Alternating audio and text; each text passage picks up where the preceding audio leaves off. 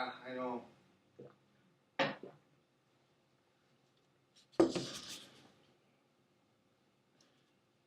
Well, let's just get right down to it. I came from a very religious upbringing, wonderful parents of God, after God's own heart, if you will.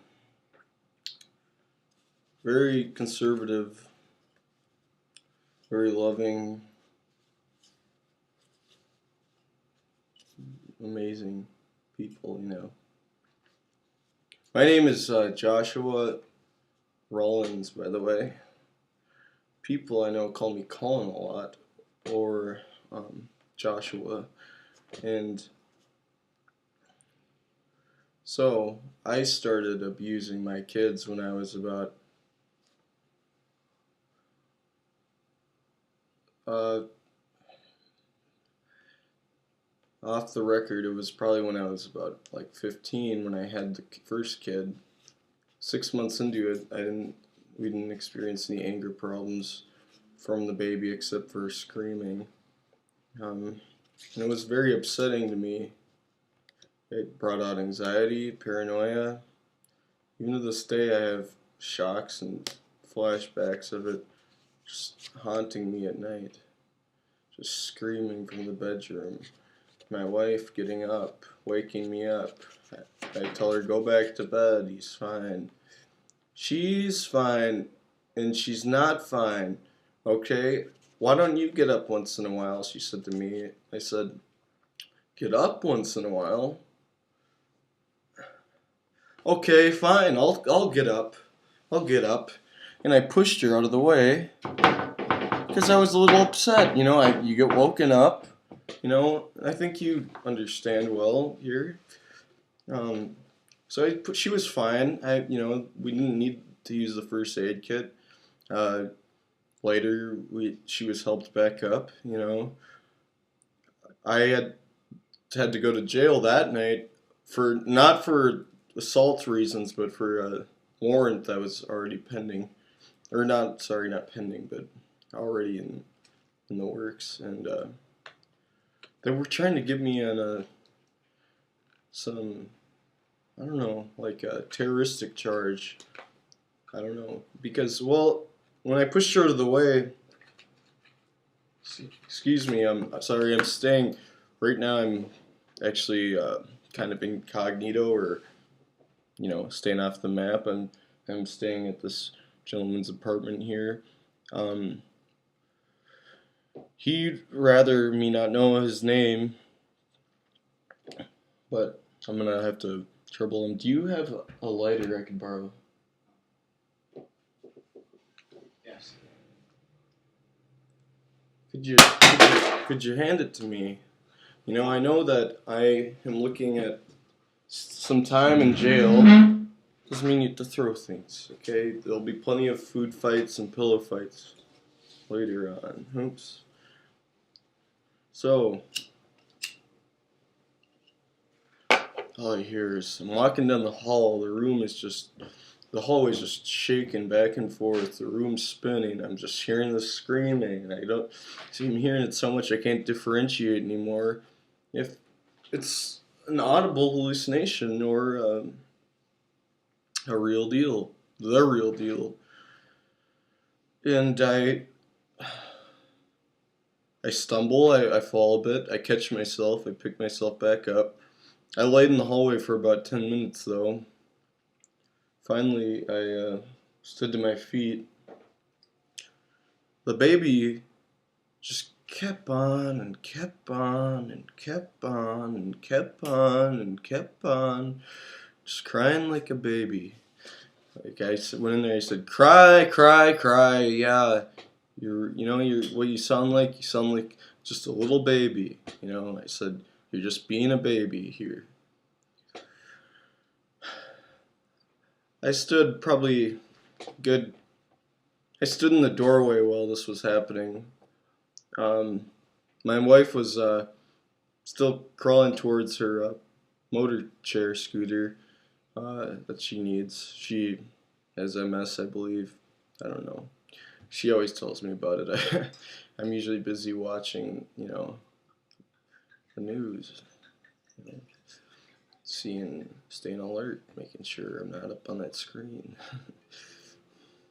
And so I was standing in the doorway. The baby was crying, starting to get tired, and I said, what do you think you're achieving here? And then I took a step into the room. I was about 10 feet from the crib now. I turned the light. The lights had the night lights. We have about, God, it seemed like she bought 17, 18 night lights for the kid. I'm like, well, there's an overhead light. There's a lamp. You could use. It's the room's so goddamn bright already. It looks like fucking Christmas, in this room, and it surely doesn't feel like Christmas. My spirits are really being killed. I'm really not feeling happy. Christmas isn't what I'm here for. I'm here trying to talk some sense into this childlike behavior of a child that I'm not even sure was related to me, and or never mind. I was gonna say that's not true though for sure. Yeah, we're getting tests with the mother if it was really hers. Anyway, so I took a few steps forward and turned on one of the lamps, and then I turned to my left quickly and turned on another lamp. They were small. I paced backwards, turned on the third lamp that was behind me. I don't know why I did it in this fashion, and then I stood back in the doorway for a little bit, and I just shook my head and looked at it. It just kept crying, and I started hearing the woman scream, "Do something, do something, do something, he's not okay." I'm thinking, okay, more screaming is not going to help solve this problem here, and I'm starting to get a little upset. And, God, sorry, I hate reliving this time here. Okay, so I'm hearing screaming from two parties now. Soon I'm hearing a knocking at the door. Neighbors. I said, "What is it, God damn it?" In a very loving, gentle way. I said, "I can't come to the door right now. I'm trying to, have a family, not." I would joke and say Bible study because it clearly was far from a Bible study. There's nothing holy about it. It was actually really not pleasant. Like, at least in church, you feel the presence of God. You get like I'm given words when I'm in church, messages from God, telling me to speak certain things over people's lives, and I'm certainly not feeling that way when I'm in that room with that kid. And finally, I step out of the doorway, come up 5 feet from the crib. I'm looking overhead, kind of leaning in. I have this little step stool that I stand on, and I'll look above at it. I'll even sometimes I have these like almost miniature binoculars that don't see too far. I don't like to get close to the kid because it smells, it poops, it vomits, it pees. These are all things that I do too, but it's different when it's your own, and then I don't make as nearly the size of messes that I don't have to get someone to clean up after me, it's a joke, really. And finally I say fuck it after hearing just endless screaming, endless hours of yeah, banging on the door, police sirens coming on the block. I get up to the baby, I start petting its head, I start saying, "Shh, it'll be alright, it'll be alright, Daddy's got you, Daddy's got you now." Picked up the baby, picked up the little tyke, that's what I like to call him, held him in my arms, both of them, and was gently rocking him. He's calming down. I didn't smell poopy at all, so I thought maybe he just needs some attention or, his bottle.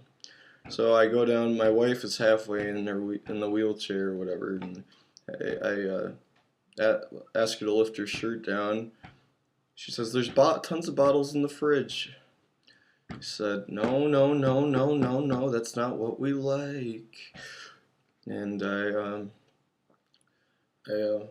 asked her again very politely too, and after much refusal, she said, "I'm not in the mood right now." I'm like, "Well, I'm with the kid here, and this is called being a parent. Okay, now I'm giving lessons at 9:30 p.m. on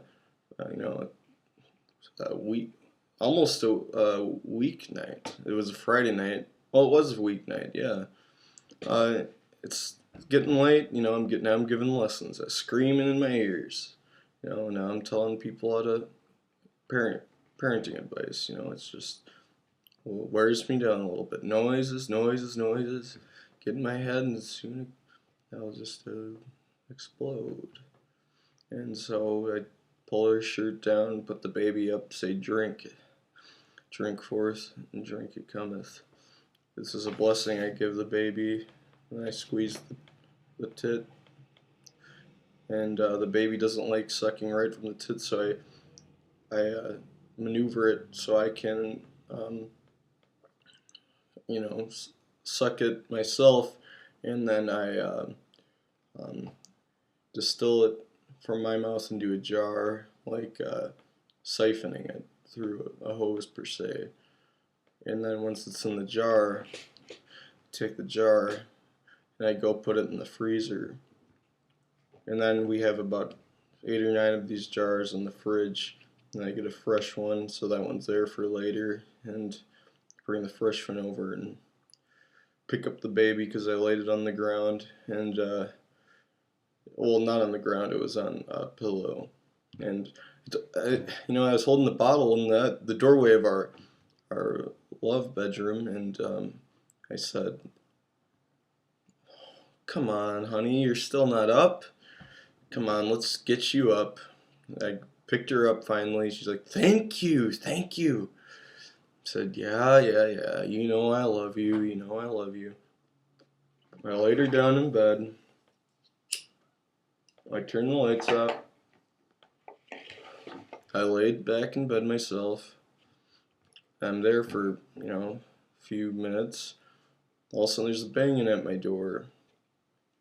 And I say, "No more banging. No more banging." I said that a few times. Everything was silent, for about 5 seconds before that. And that's when I noticed. I looked down and I saw the milk bottle was still in my hand. I said, "Ah, shit." I picked up the kid, rushed to the door, said, "What? I don't collect mail. I don't subscribe to any catalogs. I'm a man with good intentions. Please leave me and my family be. Please have a blessed night and a blessed Christmas. If you want to get our Christmas cards, sign the sheet that's in the lobby by the doorman." They said, "This is the police, open up." I said, "I am trying to open up and tell you everything that's inside my heart right now, and I feel very rejected." Then they kicked the door in on my face, and it crushed the baby into my chest. I said, "You fucked up my kid." And then I was laying on the floor. I'm like, "No, I need a new one." And I said, "I'm gonna fucking kill you. I am gonna kill you. I am gonna kill you. I am gonna..."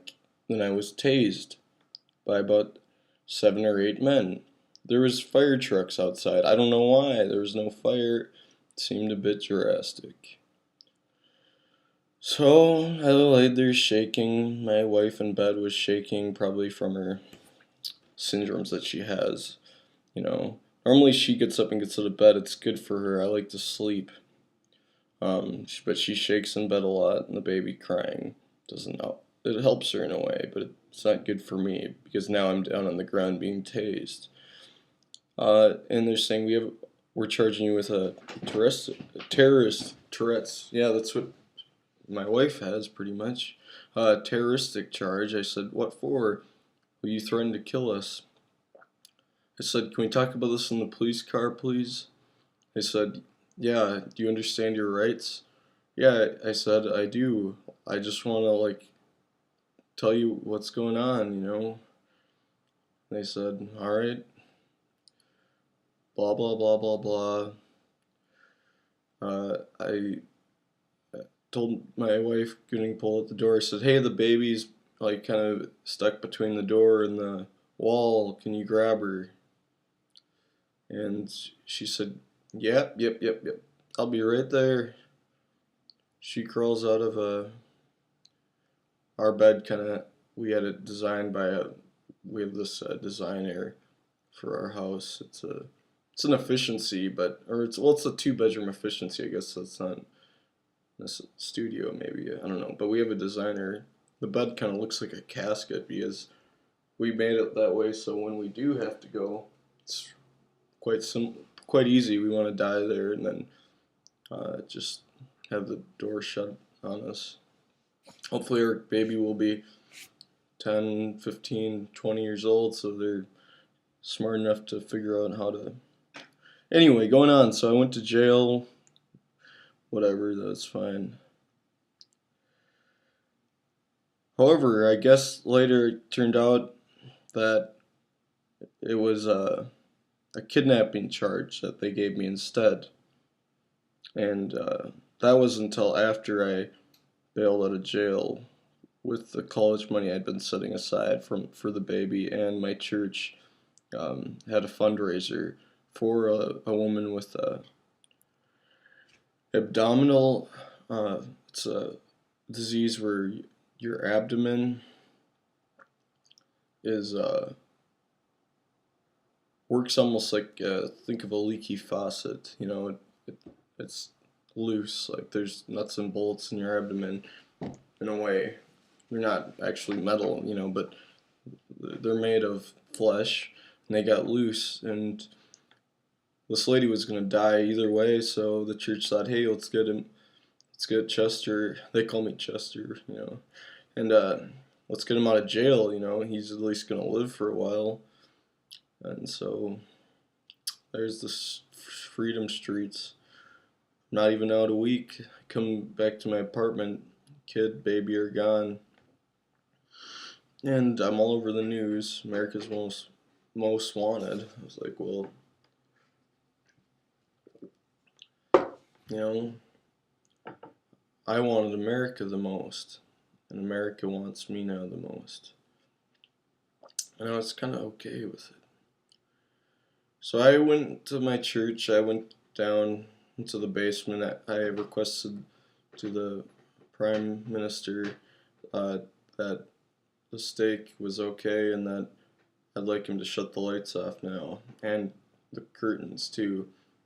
And I'm a bit of a prayer warrior. I prayed for I you know, this kind of reminded me of Jesus in the Garden of Gethsemane. I cried and cried and thought it so much that I bled. And I was in that basement. I didn't eat or sleep for must have been what seemed like 72 hours, maybe more. I came out, I was feeling a bit. They said I was delirious. They were going to call the hospital. I said, no, there's warrants out. So I was a bit delirious. They said that I had thought I'd found God. And so I was like, I'm no longer attending this church here, I thought. So if I can just cut to the fucking chase here.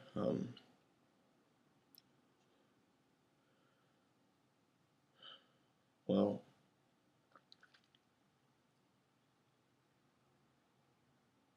come out of the prayer room.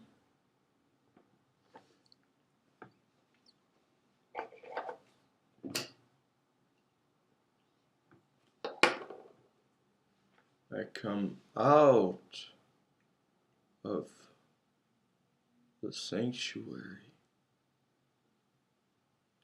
There's a brief, opaque disturbance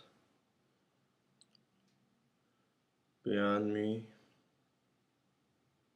I see somewhat of a hologram of my wife in her wheelchair, or power chair. It all depends on if she's in the mood to push or push buttons. Pushes my buttons. It's a nice surprise. See a hologram of my wife and what I thought was my baby. They're not there. They're angels now. They're saying, Come, come, come. Come join us. Come join us. We're in heaven now. We're in heaven now. I said, yeah, I'll be there soon, guys. Just got some things I gotta take care of on earth first. God's plan isn't done with me. God's not through with me yet. His plan for me isn't over with yet. God still needs me here. They said, okay, we get it. I said, God still needs me here, and I'm his servant. They said, okay, we're going now, and then they disappeared. And I languidly stumbled to and fro. The whole auditorium was just shaking and spinning again, and I felt delirious, and I vomited on a pew, and then I walked outside.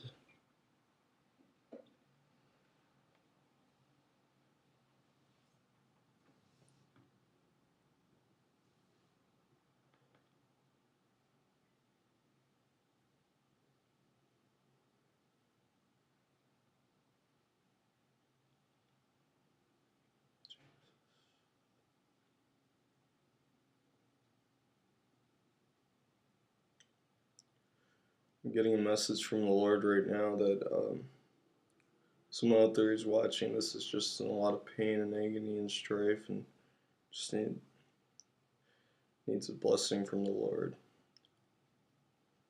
to come and blot out their sins.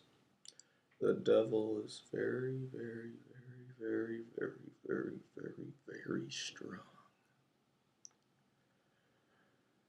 But I am stronger.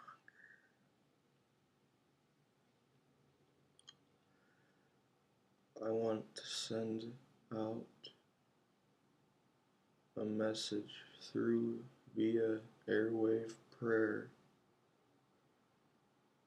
promoting you to be less harassed by these masters of terror and grief. You can overcome them like I overcome this terror in me. And now it comes back down to it. I hear the screams. Babies are crying everywhere. Babies are crying everywhere. There's nothing you can do about it. Babies are crying everywhere and there's nothing you can do about it. Babies are crying. Babies are crying. And look what you do about it. Wake up in a crib in a hospital. And wake up feeling a bit responsible. What rotten eggs, I said. Then I know his name's Rodney because I saw on your fucking tag, on your hospital tag. Ronnie works at this hospital I was at. He said, the police came, took my kid. You know, can you get me another one? I need another one right away. I was explaining to him the horrors of screaming and the babies, and so I met him. No, stop. Dude, you gotta watch it. So I met him, and he's here with me. The cops are out there. Here he is. Ronnie.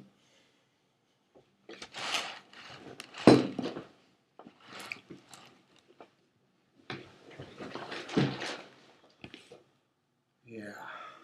Ronnie has got have you looked at those pamphlets I gave you about the evangelical church?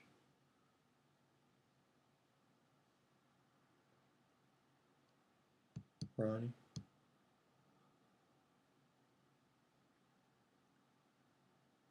Ronnie, did you read the pamphlets about the evangelical church? Okay, that's fine.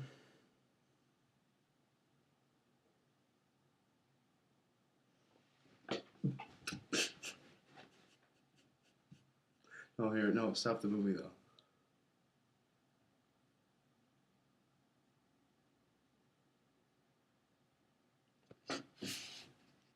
I believe in prayer and testimony and healing. Only that? There is no movies here. I got rid of them all when I gave my life to the Lord. I got 3 babies down in the laundry room right now. I had to put them down there because they won't stop crying. They won't stop their weeping. Their tears are heavy laden. Forthgiven. Ask God, why do you do this? God says, because I'm the fucking man and I'm gonna fucking kick all your asses. Said, give it to me. Come inside me right now, Jesus.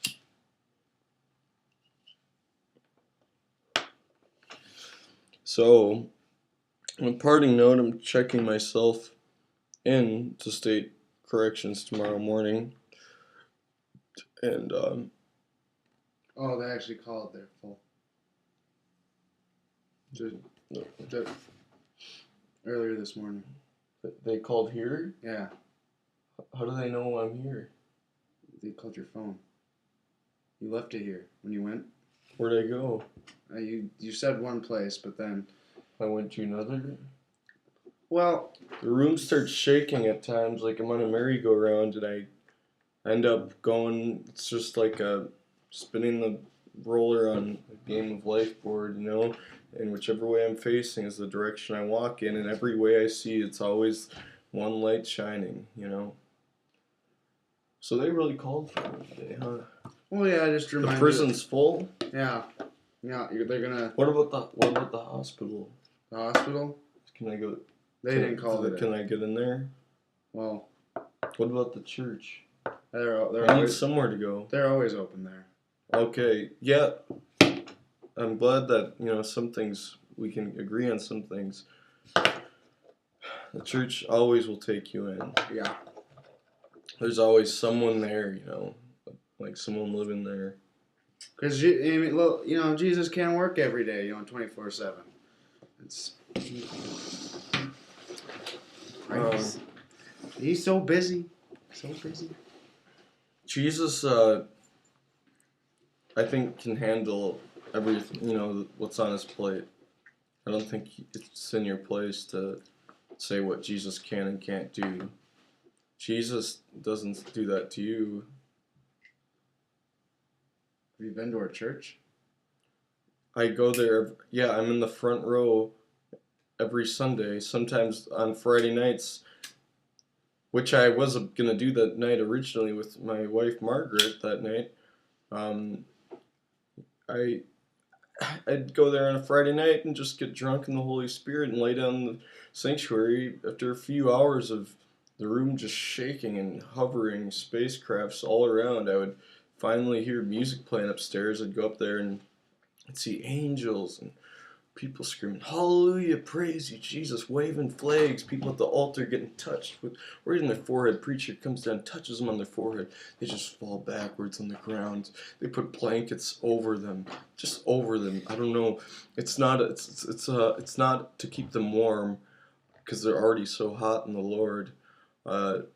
It's a metaphor for what the Lord is doing through these blankets. They look like space blankets or astronaut blankets. I've never been to space. I'm not going to say I have been. Okay, it'd be, not ruling it out. I would go if I could, but I can't. I got kids to take care of. My wife and my baby that night, after I got out of jail on bail, before I went to the church, I went back to my apartment and everything was just shaking, and I couldn't take it. It was out of control. Screaming again. It's like deja vu. Is this all in my head? I lost control. I grabbed the Bible, and I said, I cast out you demons in the name of the Almighty Lord who rules this planet today. I cast them out, and I started shaking, and the Bible dropped from my hands. And the Bible hit the ground, and then I broke and wept. And I took up my sword, and I took up my sword, and I took up my sword, and I took up my sword, and I took up the law into my own hands. The law of the Lord worked through me, said what he said to Abraham when he brought Isaac up on the mountain. You must obey me and kill this child. Kill your wife while you're at it. One last night of bloodshed, and we will all be baptized.